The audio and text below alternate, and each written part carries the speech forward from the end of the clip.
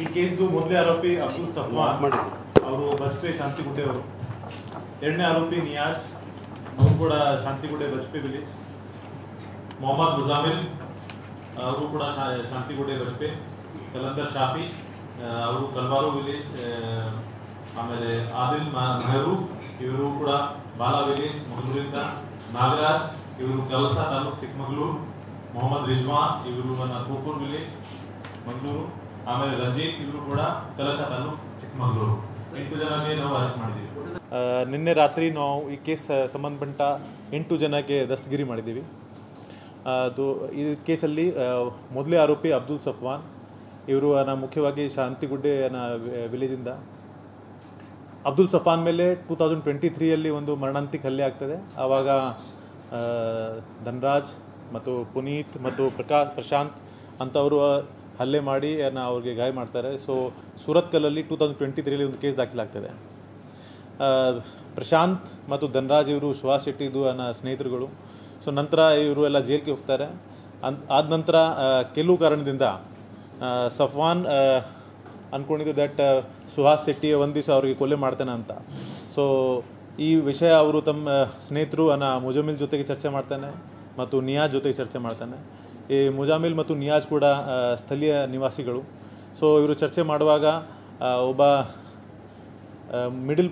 ಅವರು ನೋನ್ ಮಂದಿ ಮುಖಾಂತರ ಒಬ್ಬ ಆದಿಲ್ ಮೆಹರೂಫ್ಗೆ ಭೇಟಿ ಮಾಡ್ತಾರೆ. Adil Mehroof is younger brother of Fazil. ಅವ್ರದ್ದು 2022ಅಲ್ಲಿ ಕೊಲೆ ಆಗಿತ್ತು. ಸೊ ಕೊಲೆ ಇದು ಮುಖ್ಯ ಆರೋಪಿ ಸುಹಾಸ್ ಶೆಟ್ಟಿ ಆ ಪ್ರಕರಣದಲ್ಲಿ 1 ವರ್ಷ ಜೈಲಲ್ಲಿದ್ದರು. ನಂತರ ಕಳೆದ ವರ್ಷ ಜೈಲಿಂದ ಆಚೆ ಬಂದಿದ್ದರು. ಸೊ ಆದಿಲ್ ಜೊತೆ ಮಾತಾಡಿಕೊಂಡು ಅವರು ಅವ್ರಿಗೆ ಫಿನಿಶ್ ಮಾಡಲಿಕ್ಕೆ ಒಂದು ಸ್ಕೆಚ್ ಹಾಕ್ತಾರೆ. ಆ ಸಮಯದಲ್ಲಿ ಒಟ್ಟಾರೆ ಒಂದು 5 ಲಕ್ಷದ ಮಾತುಗಳು ಆಗ್ತದೆ. 3 ಲಕ್ಷ ಆದಿಲ್ ಇವರಿಗೆ ಅಡ್ವಾನ್ಸ್ ಕೊಡ್ತಾರೆ. ನಂತರ ಇವರು ತಮ್ಮ ಟೀಮ್ ಫಾರ್ಮೇಷನ್ ಸ್ಟಾರ್ಟ್ ಮಾಡ್ತಾರೆ. ಅದರಲ್ಲಿ ಮುಖ್ಯವಾಗಿ ಅಬ್ದುಲ್ ಸಫ್ವಾನ್, ಮೊಹಮ್ಮದ್ ನಿಯಾಜ್, ಮೊಹಮ್ಮದ್ ಮುಜಾಮಿಲ್ ಮತ್ತು ಕಲಂದರ್ ಶಫಿ ಮತ್ತು ನಿಯಾಜ್ದು ಇಬ್ಬರು ಸ್ನೇಹಿತರುಗಳು ಕಲಸ ಚಿಕ್ಕಮಗಳೂರಲ್ಲಿ ವಾಸ ಮಾಡ್ತಾಯಿದ್ರು. ರಂಜಿತ್ ಮತ್ತು ನಾಗರಾಜ್ ಅವರಿಗೆ ಕೂಡ ಅವರು ಕರೀತಾರೆ. 15 ದಿವಸ ಹಿಂದೆ ನಾಗರಾಜ್ ಮತ್ತು ರಂಜಿತ್ ಕೂಡ ಬಂದು ಸಫಾನ್ ಮನೆಯಲ್ಲಿ ವಾಸ ಮಾಡಿದ್ದಾರೆ. ನಂತರ ಇವರು ಸ್ವಲ್ಪ ಇವರಿಗೆ ಫಾಲೋಅಪ್ ಮಾಡಿದ್ದಾರೆ. ಈ ಕೃತ್ಯದಲ್ಲಿ ಅವರಿಗೆ ಮತ್ತೊಮ್ಮೆ ಸರಿ ರಿಜ್ವಾನಿಂದ ಕೂಡ ಸಹಯೋಗ ಸಿಕ್ಕಿದೆ ಮತ್ತು ಕೆಲವರು ಅವ್ರಿಗೆ ಇನ್ಫಾರ್ಮೇಷನ್ ಕೊಟ್ಟಿದ್ದಾರೆ ಅವ್ರದ್ದು ಮೂಮೆಂಟ್ ಬಗ್ಗೆ. ಸೊ ಇದಕ್ಕಿಂತ 2 ಟೈಮ್ ಮುಂಚೆ ಕೂಡ ಅವ್ರ ಮೇಲೆ ಅಟೆಂಪ್ಟ್ ಮಾಡಲಿಕ್ಕೆ ಪ್ರಯತ್ನ ಮಾಡಿದ್ರು, ಆದರೆ ಅದು ಸಕ್ಸಸ್ಫುಲ್ ಆಗಲಿಲ್ಲ. ಮೊನ್ನೆ ಅವ್ರದ್ದು ಎಕ್ಸಾಕ್ಟ್ ಮೂಮೆಂಟ್ ಸಫಾನ್ ತಂಡಕ್ಕೆ ಗೊತ್ತಾಗುತ್ತೆ.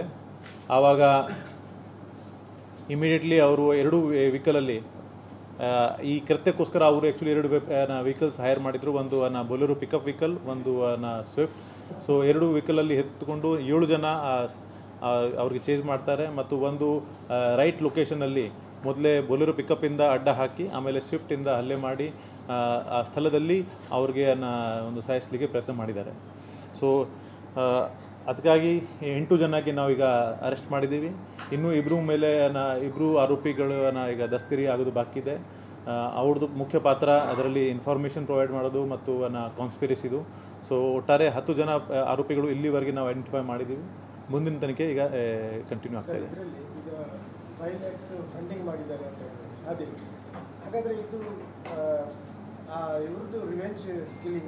ಇದು mix case. Cannot be side only revenge. But ಯಾಕೆಂದರೆ ಸಫ್ವಾನ್ ಕೂಡ ಅದು ಭಯ ಇತ್ತು, ನನಗೆ ಇವರು ಹೊಡಿತಾರೆ ಒಂದು ದಿವಸ. ಸೊ ಸಫ್ವಾನ್ ಮತ್ತು ಆದಿಲ್ ಇವರು ಸೇರಿ ಇದು ಪ್ಲಾನ್ ಮಾಡಿದ್ದಾರೆ. ಅದಕ್ಕಾಗಿ ಅವ್ರಿಗೆ ಆದಿಲ್ಗೆ ನಾವು ಮುಖ್ಯ ಆರೋಪಿ ಮಾಡಿದ್ದೀವಿ ಮತ್ತು ಅರೆಸ್ಟ್ ಮಾಡಿದ್ದೀವಿ. ಆದಿಲ್ 5 ಲಕ್ಷ ಕೊಟ್ಟಿದ್ದಾರೆ.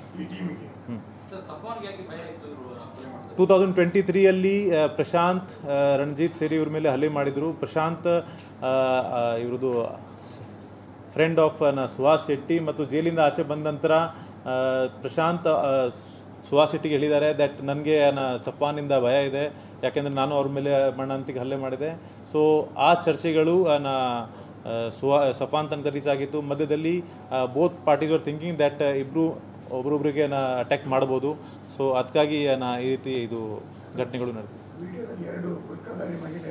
ಆ ಬುರ್ಕಾದಾರಿ ಮಹಿಳೆಗಳಿಗೆ ನಾವು ಐಡೆಂಟಿಫಿಕೇಶನ್ ಮಾಡಿದ್ದೀವಿ. ಅವರು ನಿಯಾಜ್ದು ರಿಲೇಟಿವ್ಸ್. ಸೊ ಆವಾಗ ಅಕ್ಯೂಸ್ ಸ್ಟೇಟ್ಮೆಂಟ್ ಪ್ರಕಾರ ಅಲ್ಲಿ ಅವರು ಯಾವುದು ಕೆಲಸಕ್ಕೆ ಬಂದಿದ್ದರು, ಅವ್ರಿಗೆ ನಾವು ಈಗ ಮುಂದಿನ ತನಿಖೆ ಕರಿತೀವಿ. ಸದ್ಯಕ್ಕೆ ಇಲ್ಲಿವರೆಗೆ ಅವ್ರದ್ದು ಸಂಘಟನೆ ಜೊತೆಗೆ ಅಸೋಸಿಯೇಷನ್ ಬಗ್ಗೆ ಮಾಹಿತಿ ಇಲ್ಲ. ಆದರೆ ನಾವು ಅವ್ರದ್ದು ಸೋಷಿಯಲ್ ಮೀಡಿಯಾ ಮತ್ತು ಬೇರೆ ಬೇರೆ ಡೀಟೇಲ್ಸ್ ಕಲೆಕ್ಟ್ ಮಾಡಿ ವೆರಿಫೈ ಮಾಡ್ತೀವಿ. ಆದರೆ ಇಲ್ಲಿವರೆಗೆ ಅವೈಲೇಬಲ್ ಮಾಹಿತಿ ಪ್ರಕಾರ ಅವ್ರದ್ದು ಕನೆಕ್ಷನ್ ಈಗ ಇನ್ನೂ ಮುಂದೆ ಬರ್ತಾ ಇಲ್ಲ. ಅವರು ರಂಜಿತ್ ಮತ್ತು ನಾಗರಾಜ್ ಈ ಕೆಲಸಕ್ಕೋಸ್ಕರ ಅವ್ರ ಜೊತೆಗೆ ಬಂದಿದ್ರು. ಸ್ಪಾಟಲ್ಲಿ ಇರೋದು ಎಲ್ಲ 7 ಜನ ಅರೆಸ್ಟ್ ಆಗಿದ್ದಾರೆ. ನಿಯಾಜ್ ಪರಿಚಯ ಅವರು.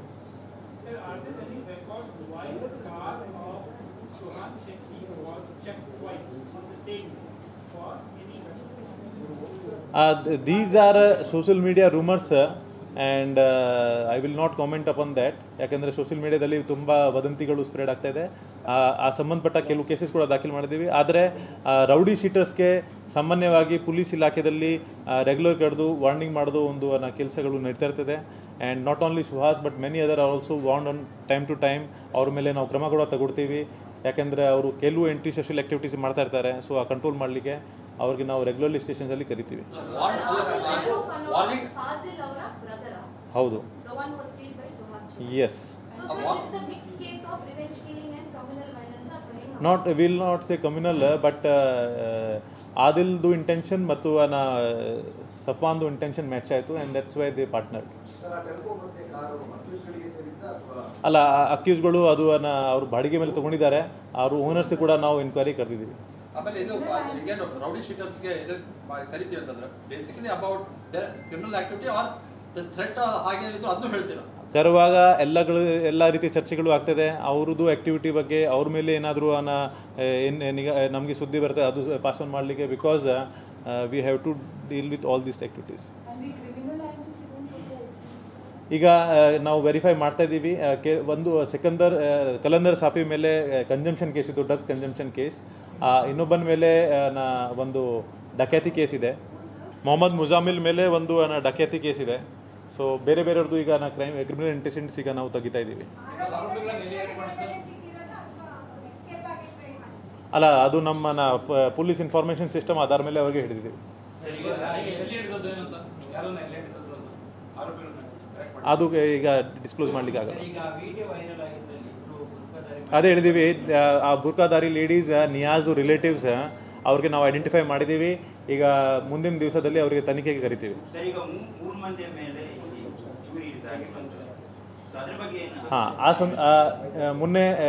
ನಿನ್ನೆ ಬೆಳಿಗ್ಗೆ ಕೆಲವು ಕಡೆ ಅಹಿತಕರ ಘಟನೆಗಳು ನಡೆದಿತ್ತು. ಆ ಬಂದ್ ಸಂಬಂಧಪಟ್ಟ ಒಟ್ಟಾರೆ 6 ಕೇಸ್ ದಾಖಲಾಗಿತ್ತು. 3 ಕೇಸಲ್ಲಿ ಬಸ್ಸಸ್ ಮೇಲೆ ಸ್ಟೋನ್ ಬೆಲ್ಟಿಂಗ್ದು ಮತ್ತು 3 ಹಲ್ಲೆಗಳದು. ಆ ಸ್ಟೋನ್ ಬೆಲ್ಟಿಂಗ್ ಕೇಸ್ ಸಂಬಂಧಪಟ್ಟ 3 ಜನಕ್ಕೆ ನಾವು ಈಗಾಗಲೇ ಅರೆಸ್ಟ್ ಮಾಡಿದ್ದೀವಿ. ಚುರಿ ಕೇಸಲ್ಲಿ ಐಡೆಂಟಿಫಿಕೇಷನ್ ವರ್ಕ್ ನಡೀತಾ ಇದೆ. ಯಾಕೆಂದರೆ ನಿನ್ನೆ ಪೊಲೀಸ್ ಇಲಾಖೆ ಪೂರ್ತಿ ಸಂಪೂರ್ಣವಾಗಿ ಪ್ರೊಸೆಷನ್ ಮತ್ತು ಬೇರೆ ಬೇರೆ ಆ್ಯಕ್ಟಿವಿಟೀಸಲ್ಲಿ ತುಂಬ ಬ್ಯುಸಿ ಇದ್ದರು. ಬಟ್ ಇವತ್ತಿಂದ ಬೆಳಿಗ್ಗೆಯಿಂದ ನಾವು ಪ್ರಾರಂಭ ಮಾಡಿದ್ದೀವಿ. ಈಗಾಗಲೇ 3 ಜನಕ್ಕೆ ಅರೆಸ್ಟ್ ಮಾಡಿದ್ದೀವಿ. ಸಾಯಂಕಾಲ ಒಳಗಡೆ ಇನ್ನೂ ಸಾಕಷ್ಟು ಜನ ಅರೆಸ್ಟ್ ಆಗ್ತಾರೆ. ಸ್ಟೋನ್ ಬೆಲ್ಟಿಂಗ್ಗೆ ಅಲ್ಲ, ಅದು ಐಡೆಂಟಿಫೈ ಮಾಡಬೇಕು. 5 ಜನ ಸ್ವಿಫ್ಟ್ ಕಾರಲ್ಲಿ, 2 ಪಿಕಪ್ ವೆಹಿಕಲಲ್ಲಿ, ಬೊಲೆರೋ ಪಿಕಪ್ ಓನರ್ ಐಡೆಂಟಿಫೈ ಆಗಿದೆ. ಅವ್ರಿಗೆ ನಾವು ಸ್ಟೇಷನ್ಗೆ ಕರೆದಿದ್ದೀವಿ, ವಿಚಾರಣೆ ಮಾಡ್ತಾ ಇದ್ದೀವಿ.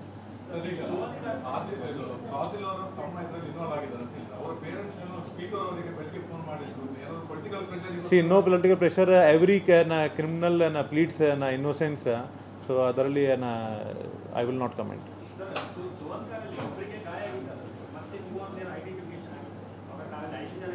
ಎಲ್ಲರದ್ದು ಐಡೆಂಟಿಫಿಕೇಶನ್ ಆಗಿದೆ. ಅವ್ರದ್ದು ಹೆಸರು FIR ದಲ್ಲಿ ಇದೆ.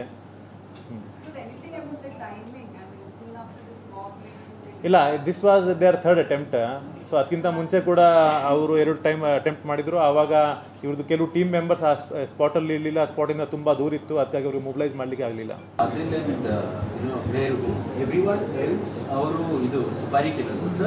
Not supari killers but that team was formed ಈಗ ಪ್ರತಿಯೊಬ್ಬರದ್ದು ಅವರು ಯಾವ ಕಾರಣಕ್ಕೆ ಯಾವ ಮೋಟಿವ್ಗೆ ಸೇರಿದ್ದಾರೆ ಅದು ಈಗ ಪೊಲೀಸ್ ಕಸ್ಟಡಿಲಿ ಗೊತ್ತಾಗುತ್ತೆ. ಸರಿ, ಸಫಾನ್ ಗ್ಯಾಂಗ್ ಬಗ್ಗೆ ಸಫಾನ್ ಗ್ಯಾಂಗ್ ಯಾವಾಗ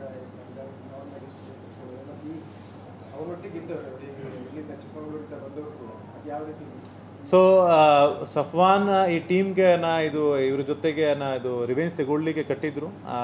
ಇದರಲ್ಲಿ ಕೆಲವು ಅವರು ಮೇಲೆ ಪ್ರೀವಿಯಸ್ ಕ್ರಿಮಿನಲ್ ಹಿಸ್ಟ್ರಿ ಇಲ್ಲ, ಅವರು ಫ್ರೆಂಡ್ಶಿಪ್ ಅಥವಾ ಬೇರೆ ಮೋಟಿವ್ಗೆ ಇವ್ರ ಜೊತೆ ಸೇರಿದ್ದಾರೆ. ಅದೇ ರೀತಿ ಕೆಲಸದಿಂದ ಈ ಇಬ್ಬರು ರಂಜಿತ್ ಮತ್ತು ನಾಗರಾಜ್ ಕೂಡ ಇದೇ ಕೆಲಸಕ್ಕೆ ಬಂದಿದ್ದರು. ಅವ್ರದ್ದು ಈಗ ಪ್ರೀವಿಯಸ್ ಕ್ರಿಮಿನಲ್ ಹಿಸ್ಟ್ರಿ ನಾವು ತಿಳ್ಕೊಳ್ತಾ ಇದ್ದೀವಿ.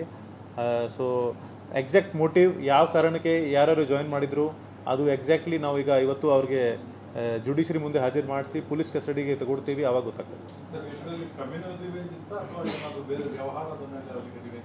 ಈಗಾಗಲೇ ನಾನು ಸ್ಪಷ್ಟ ಮಾಡಿದ್ದೀನಿ, ಒಂದು ಪರ್ಸ್ನಲ್ ರೈವಲ್ರಿ ಇತ್ತು, ಇನ್ನೊಂದು ಆದಿಲ್ದು ಬೇರೆ ಕಾರಣ ಇತ್ತು, ಅದಕ್ಕಾಗಿ ಇಬ್ಬರು ಸೇರಿ ಇದು ಪ್ಲಾನಿಂಗ್ ಮಾಡಿದ್ದಾರೆ.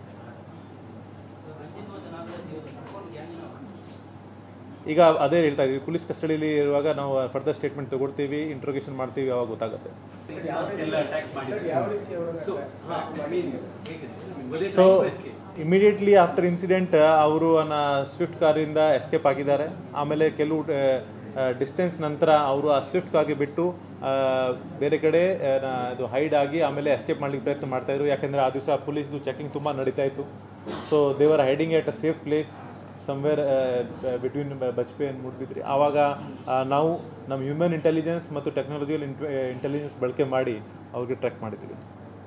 But since on that day there night check post and police presence was more, so ಅದಕ್ಕಾಗಿ ಅವರು ಕೆಲವು ದಿವಸ ಹೈಡ್ ಆಗಿ ಆಮೇಲೆ ಎಸ್ಕೇಪ್ ಮಾಡಲಿಕ್ಕೆ ಪ್ರಯತ್ನ ಮಾಡ್ತಾಯಿದ್ರು. ಅಲ್ಲ, ಅವರು ಗಾಡಿ ಅಲ್ಲಿ ಒಂದು ಪಿಕಪ್ ಗಾಡಿಗೆ ಅಲ್ಲಿ ಸ್ಪಾಟಲ್ಲಿ ಬಿಟ್ಟು ಹೋಗಿದ್ರು. ಸ್ವಿಫ್ಟ್ ಕಾರ್ಗೆ ಅವರು ಇನ್ನೂ ಸ್ವಲ್ಪ ಡಿಸ್ಟೆನ್ಸ್ ಟ್ರಾವೆಲ್ ಮಾಡಿ ಆಮೇಲೆ ಅಲ್ಲಿಂದ ಬಿಟ್ಟು ಹೋಗಿದ್ರು. ಈಗ ಪ್ರತಿಯೊಂದು ಎಲ್ಲಿ ವೈಲೇಷನ್ ಆಗಿದೆ ಖಂಡಿತ ನಾವು ಕ್ರಮ ತಗೊಳ್ತೀವಿ. ನಿನ್ನೆ was A very action packed day, ಅದಕ್ಕಾಗಿ ಪೊಲೀಸ್ ಇಲಾಖೆ ಸಂಪೂರ್ಣವಾಗಿ ಅದರಲ್ಲಿ ಬ್ಯುಸಿ ಇತ್ತು.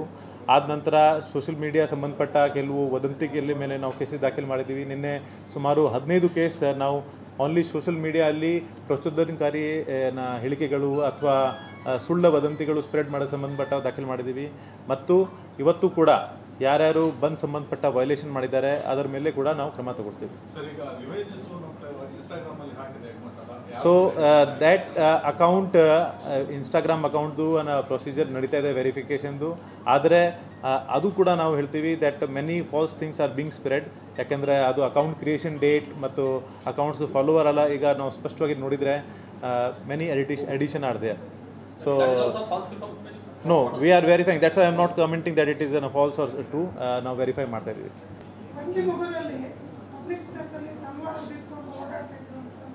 ಅದು ಕೂಡ ಕೇಸ್ ದಾಖಲಾಗಿದೆ. ಆಮೇಲೆ ಅವ್ರ ಐಡೆಂಟಿಫಿಕೇಶನ್ ಪ್ರಾಸೆಸ್ ನಡೀತಾ ಇದೆ. ಕರ್ಫ್ಯೂ ಕೆಲವು ದಿವಸ ಕಂಟಿನ್ಯೂ ಇರುತ್ತೆ, ಆದ ನಂತರ ನಿಷೇಧಾಜ್ಞೆ, ಆಮೇಲೆ ನೋಡುವ. ಸರ್, ಇದು ಫಸ್ಟ್ ಬಾಂಬ್ ಲಿಂಚಿಂಗ್ ಇದರಲ್ಲಿ ಏನಾದರೂ ಬಂತಾ? ವಾಟ್ಸ್ ದ ರೀಸನ್ ಏನಿರುತ್ತೆ? 21 ಜನಕ್ಕೆ ಅರೆಸ್ಟ್ ಮಾಡಿದ್ದೀವಿ, ಅವ್ರಿಗೆ ತನಿಖೆ ಮಾಡ್ತಾ ಇದ್ದೀವಿ.